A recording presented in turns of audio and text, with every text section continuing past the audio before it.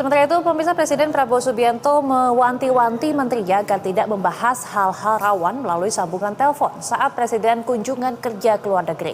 Ini disampaikan Presiden Prabowo saat menggelar sidang kabinet di Istana Kepresidenan Jakarta.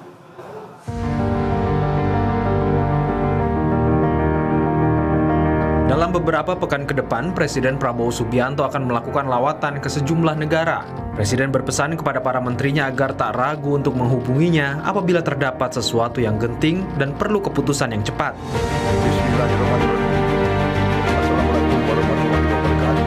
Pembahasan itu, kata Presiden, dapat dilakukan menggunakan bantuan teknologi. Prabowo menegaskan dirinya terbuka akan hal itu. Namun demikian, Presiden Prabowo mengingatkan menterinya agar hal-hal rawan tak dibahas melalui telepon. Pasalnya, Prabowo mengingatkan banyak telinga yang ingin mendengar. Selama saya sedang berada di luar negeri, tetapi saya kira dengan teknologi sekarang, ada Vicon dan sebagainya, jadi hal-hal yang saya anggap penting, kita bisa melaksanakan suatu pertemuan melalui video conferencing. Silakan gunakan teknologi, ya. Tetapi tentunya hal-hal yang rawan tidak perlu lewat telepon. Jangan ini zaman modern ini banyak telinga yang ingin dengar, ya kan? Jadi, tapi kalau saudara ingin menyampaikan hal-hal yang penting, silakan, ya. Saya membuka pintu. Larangan Prabowo ke menterinya soal kewaspadaan penyadapan disampaikan saat dirinya menggelar sidang kabinet di kantor Kepresidenan Jakarta. Lantas, apa makna peringatan Presiden kepada menteri-menterinya soal penyadapan ini? Tim Liputan di TV.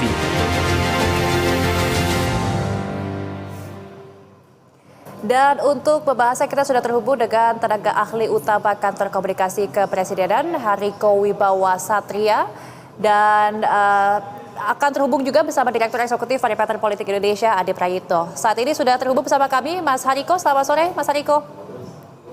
Selamat sore, Mbak Adristri. Salam hormat untuk teman-teman di Berita Satu. Oke, terima kasih Mas Hariko. Mas Hariko, ini kemarin Pak Prabowo sudah menyampaikan pesan-pesannya begitu kepada para menterinya. Jelang kunjungan ke luar negeri, Presiden Prabowo juga menegaskan pentingnya komunikasi terbuka di Kabinet Merah Putih ini. Apa pesan yang ingin disampaikan oleh Presiden ke menteri-menterinya ini, Mas Hasko? Terima kasih Mbak Adristri. Sekali lagi salam hormat untuk seluruh teman-teman di Berita Satu. Jadi ada banyak hal strategis yang disampaikan oleh Presiden kita, Bapak Prabowo Subianto, dalam sidang Kabinet Paripurna yang dilaksanakan pada hari Rabu 6 November 2024 kemarin. Namun salah satu yang menarik perhatian teman-teman media adalah ketika beliau mengatakan, silakan hubungi saya, silakan gunakan teknologi, tapi tentunya hal-hal yang rawan tidak perlu lewat telepon. Jadi Mbak Adistri, apa yang disampaikan oleh Bapak Presiden kita, Bapak Prabowo Subianto tersebut adalah hal yang sering kita alami dalam kehidupan sehari-hari di seluruh organisasi kita, baik di organisasi sekolah, di organisasi kampus, dan organisasi kepemudaan. Kita mengenal ada yang namanya rapat tertutup, rapat terbatas, dan rapat terbuka. Ada juga kita mengenal saat kuliah ada pembicaraan terbuka di organisasi, ada pembicaraan tertutup, ada pembicaraan terbatas, terbuka. Nah, Bapak Presiden kita, Bapak Prabowo Subianto adalah orang yang sangat optimis sekaligus orang yang sangat waspada.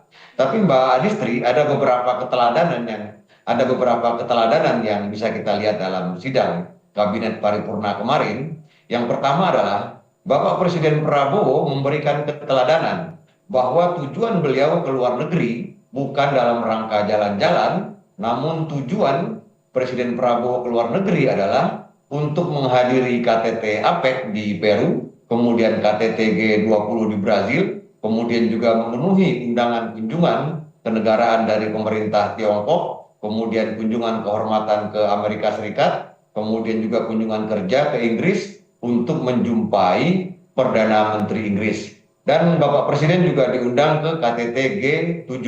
Semua ini punya nilai strategis. dan beliau menyampaikan secara terbuka di depan para anggota Kabinet Merah Putih, sebagai negara kita harus berunding untuk menyelesaikan berbagai tantangan strategis, karena sebelumnya Pak Prabowo Subianto juga sudah mengingatkan jangan sampai ada kepikiran untuk jalan-jalan ke luar negeri dengan menggunakan APBN.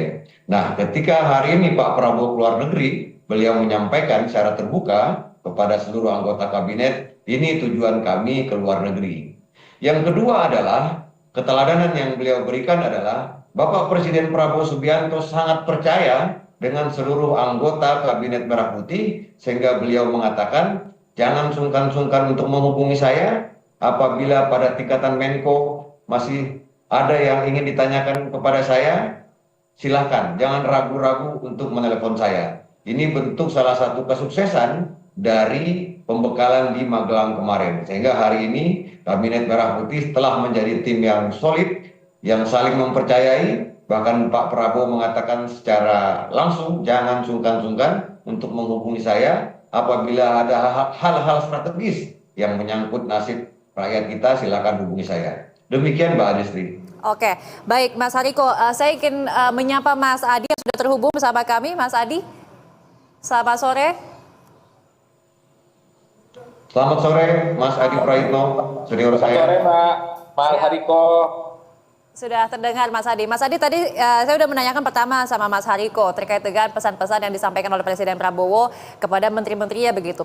Presiden Prabowo ingin menteri-menterinya berkomunikasi aktif dan terbuka. Bagaimana Mas Adi mengartikan hal ini? Ya, saya kira Prabowo ini adalah sosok yang cukup jeli ya, di tengah arus informasi dan transformasi digital yang cukup luar biasa. Informasi-informasi yang sifatnya sensitif, apalagi ini informasi terkait dengan informasi pemerintahan, itu memang sebaiknya tidak digunakan dengan cara telepon ataupun online, karena itu rentan bocor, Pak. Saya kira itu cukup rasional.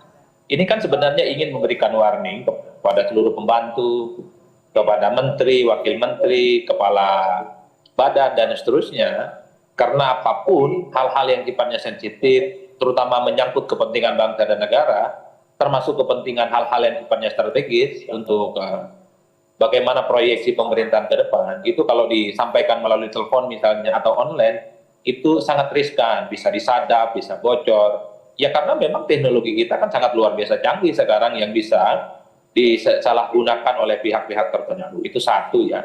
Yang kedua, kita kan juga tahu begitu banyak kan informasi-informasi pribadi yang sifatnya cukup private itu kan bocor ke publik. Ini yang sepertinya memang membuat Prabowo mengingatkan kepada seluruh jajaran para pembantu di bawahnya itu untuk mengantisipasi jangan sampai hal-hal yang sifatnya penting untuk urusan bangsa dan negara itu justru banyak orang yang nguping, banyak orang yang tahu. Ini kan bahaya. Warning ini yang sepertinya membuat kenapa misalnya Prabowo sebelum berangkat ke luar negeri dalam acaranya itu menjadi penting untuk disampaikan secara terbuka. Saya kira di situ konteksnya Bapak. Ini soal kehati-hatian supaya para menterinya ini jika ada hal-hal yang sifatnya strategis, penting dan sensitif menyangkut kepentingan dan keputusan politik, ya tentu harus dilakukan secara manual seperti tatap muka, berdiskusi secara langsung, dan tidak lagi misalnya menggunakan hal-hal yang sifatnya online, virtual, ataupun hal-hal yang lain yang sangat mudah bisa diretas ataupun dibocorkan gitu ya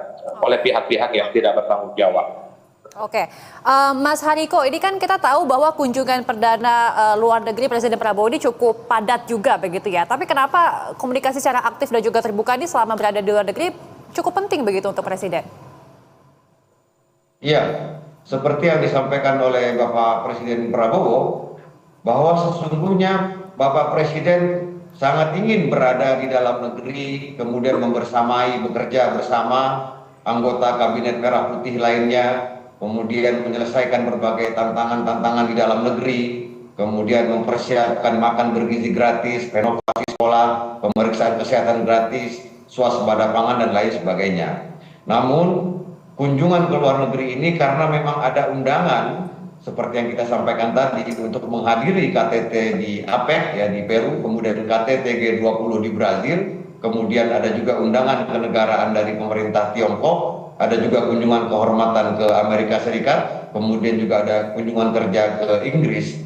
Artinya kalau ini bukan undangan dan hal-hal yang strategis untuk kepentingan nasional Indonesia, maka Pak Prabowo mengatakan kemungkinan besar dia tidak akan berangkat. Tetapi karena ini untuk memperjuangkan kepentingan nasional masyarakat Indonesia, ada hal-hal yang perlu dirundingkan, ada hal-hal yang perlu dibicarakan, maka Pak Prabowo menyampaikan secara terbuka. Saya sangat mengapresiasi apa yang disampaikan oleh Pak Adi Praitno tadi. Artinya ini juga sebagai pembelajaran di awal, perjalanan kita akan panjang selama 5 tahun ke depan. Pesannya adalah kalau ingin berkunjung ke luar negeri, pastikan itu adalah hal-hal yang strategis.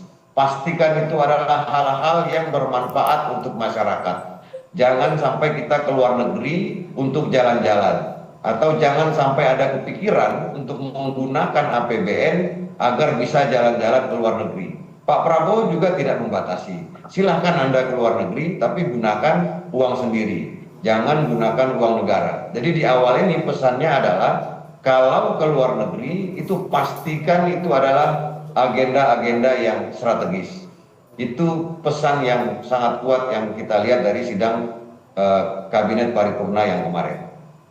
Oke, saya ingin kembali ke Mas Adi. Mas Adi, kan pesan yang disampaikan oleh Presiden Prabowo sebelum berangkat begitu ya untuk kunjungan ke luar negeri ke beberapa negara ini adalah untuk terus membuka komunikasi dengan menteri-menterinya. Kemudian pesannya juga jangan sungkan begitu untuk menghubungi Presiden ketika ada suatu hal yang ingin memang dibahas.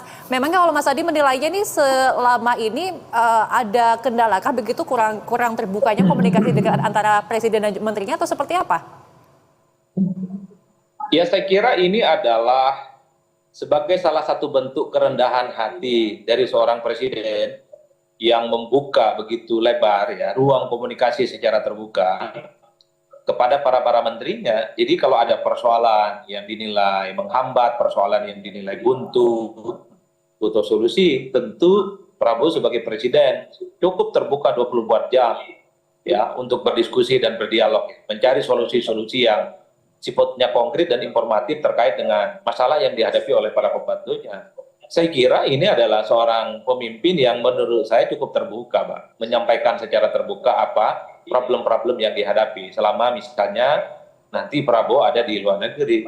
Oleh karena itu menurut saya ini adalah satu terobosan yang baru ya, di mana Presiden cukup terbuka dimanapun melalui ruang apapun ya untuk secara langsung berdiskusi terkait dengan hal-hal penting, hal-hal yang sifatnya substantif strategis terkait dengan kepentingan bangsa dan negara. Jadi menurut saya ini bukan karena misalnya para menteri ini selama ini mungkin ya merasa canggung ataupun merasa kikuk. Saya kira tidak, karena secara umum menteri, wakil menteri dan kepala badan yang sudah dilantik beberapa waktu yang lalu adalah mereka yang sebenarnya sejak lama terkoneksi secara politik, secara emosional dan secara chemistry itu sudah kenal lama dengan Prabowo Subianto. Jadi ini sebenarnya adalah semacam untuk memperkuat bagaimana komunikasi politik antara presiden, menteri, wakil menteri, dan kepala badan itu terus dilakukan secara konsisten dan kontinu dimanapun dan kapanpun. Ini kan sebenarnya untuk memudahkan bagaimana presiden itu tidak memiliki jarak apapun dengan para pembantu-pembantunya, Pak. Jadi itu yang saya kira sebagai bentuk komunikasi politik yang kita lihat dari Prabowo Subianto yang mengalami perubahan cukup signifikan. Mungkin dulu waktu Prabowo awal-awal tampil ke dunia politik terkesan sangat kaku, terkesan sangat formalis, terkesan memang begitu banyak protokolernya. Tapi pidato Prabowo Subianto beberapa waktu yang lalu ini kan semacam memberikan satu informasi politik yang baru bahwa Prabowo itu tidak seperti yang dibayangkan orang, formalis, kemudian protokoler. Nyatanya Prabowo sangat terbuka, 24 jam berkomunikasi dengan para menterinya dan bahkan mengatakan jangan pernah sungkan jika ada sesuatu yang memang harus dikomunikasikan secara dekat gitu ya dengan Prabowo sebagai presiden terpilih. Karena ini disampaikan tentu sebagai bentuk komunikasi di mana kalaupun toh Prabowo Subianto itu ada di luar negeri, ini bukan menjadi hambatan, bukan menjadi sesuatu yang kemudian harus ditunda jika memang ada sesuatu yang harus disampaikan secara terbuka. Saya kira di situ konteksnya. Oke, nah kalau dari Mas Hariko sendiri dari kantor kepresidenan seperti apa memang ya kalau melihat bagaimana proses komunikasi antara presiden dan juga menteri-menterinya begitu khususnya setelah Pak Prabowo dilantik begitu ya jadi Presiden Republik Indonesia dalam menjalankan program-programnya ataupun menghadapi mungkin ada permasalahan-permasalahan domestik begitu seperti apa? Iya, Sejauh ini pesan yang paling kuat dari Pak Prabowo itu ada 3 ya. Yang pertama, beliau minta komitmen agar seluruh pejabat baik di pusat dan di daerah tidak korupsi. Karena program-program kita ke depan ini besar sekali anggarannya. Ada makan bergizi gratis 71 triliun, renovasi sekolah 20,3 triliun, swasembada pangan 139 triliun. Jadi pesan dari Pak Prabowo ini sesungguhnya adalah pesan dari ibu kandung kita, pesan dari bapak kandung kita yang juga sama. Nah, kamu jangan korupsi. Tidak ada orang tua yang ingin anaknya masuk penjara, tidak ada istri ataupun suami yang ingin pasangannya ditahan, memalukan alma mater, memalukan keluarga. Jadi sesungguhnya Pak Prabowo tidak ingin ada satupun anggota Kabinet Merah Putih, termasuk juga pejabat di daerah yang ditahan karena kasus korupsi. Itu yang pertama, komitmen untuk tidak korupsi atau jangan sampai ada kepikiran untuk menggunakan anggaran ini untuk kepentingan pribadi. Yang kedua, pesan beliau adalah komitmen untuk melayani seluruh masyarakat apapun suku, agama, ras dan golongannya. Karena para menteri, para wakil menteri ini berasal dari berbagai golongan yang berbeda. Tapi jangan sampai hanya melayani golongannya saja. Layani seluruh masyarakat Indonesia, ada 1.350 suku bangsa ini dilayani semuanya. Yang ketiga, komitmen untuk bekerja sekeras-kerasnya, semaksimal-maksimalnya agar berbagai target dari program prioritas ini tercapai. Itu hal yang sangat ditekankan oleh Pak Prabowo. Maka yang disentuh oleh Pak Prabowo sesungguhnya adalah hati kecil kita, hati nurani kita. Beliau mengatakan tidak ada satu negara pun yang sukses tanpa pemerintahan yang bersih.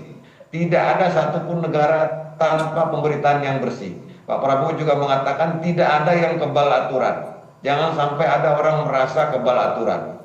Karena untuk menjadi negara maju, untuk mencapai Indonesia Emas tahun 2045, kita sudah tidak bisa biasa-biasa lagi.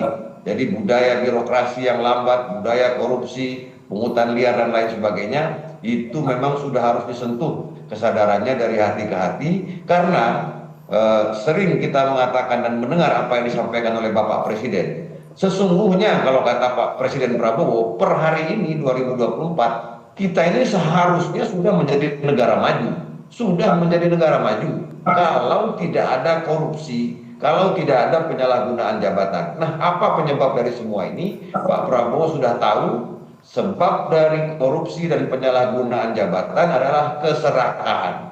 Keserakahan inilah yang harus dilihat titiknya, masalahnya dari mana, sistem politik kita kah, atau ada hal-hal yang membuat para pejabat baik di pusat maupun di daerah melakukan penyalahgunaan jabatan.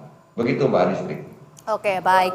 Tentunya penting komunikasi terbuka tetap dijaga antara Presiden dan juga para menterinya, terlebih ketika nanti Pak Prabowo sedang menjalankan tugasnya di luar negeri begitu ya. Terima kasih banyak atas informasi dan juga waktunya, tenaga ahli utama Kantor Komunikasi Kepresidenan, Mas Hariko Wibawa Satria, dan Direktur Eksekutif Pengamatan Politik Indonesia, Mas Ade Praitno. Salam sehat selalu, terima kasih.